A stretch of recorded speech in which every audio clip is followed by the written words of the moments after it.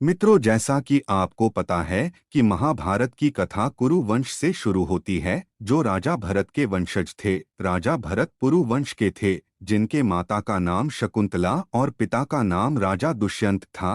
पुराणों में बताए अनुसार इस सृष्टि के निर्माता ब्रह्मा जी से अत्रि का जन्म हुआ था। इसके बाद अत्रि से चंद्रमा, चंद्रदेव से बुध और बुधदेव से इलानंदन पुरुरुवा का जन्म हुआ। पुरुरवा से आयु, उसके बाद आयु से राजा नहुष और उसके बाद राजा नहुष से ययाति का जन्म हुआ। ययाति से पुरु का जन्म हुआ, जिनसे पुरु वंश का उदय हुआ था।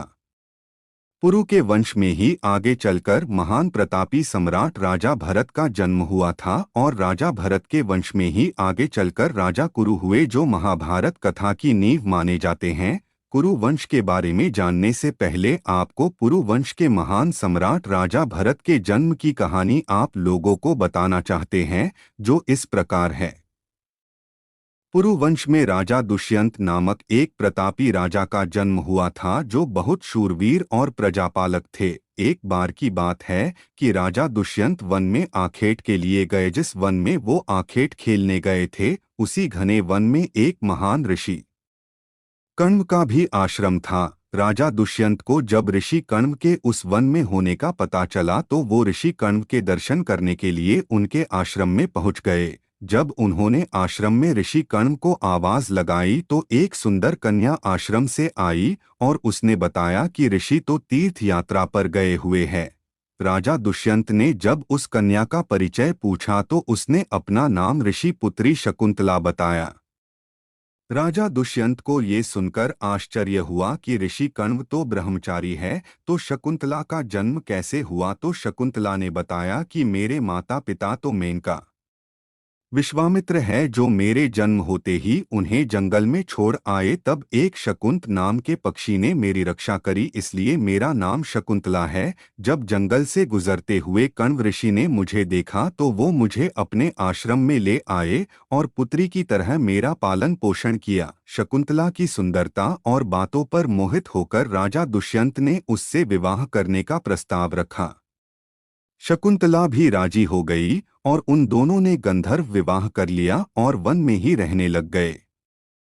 एक दिन उन्होंने शकुंतला से अपने राज्य को संभलने के लिए वापस अपने राज्य जाने की इजाजत मांगी और निशानी के रूप में अंगूठी देकर चले गए। एक दिन शकुंतला के आश्रम में ऋषि दुर्वासा आए। जिस समय शकुंतला राजा दुष्यंत के ख्यालों में खोई हुई थी, जिससे ऋषि का उचित आदर सत्कार नहीं कर पाई, जिससे क्रोधित होकर ऋषि दुर्वासा ने श्राप दिया कि वो जिसे भी याद कर रही है, वो उसे भूल जाएगा।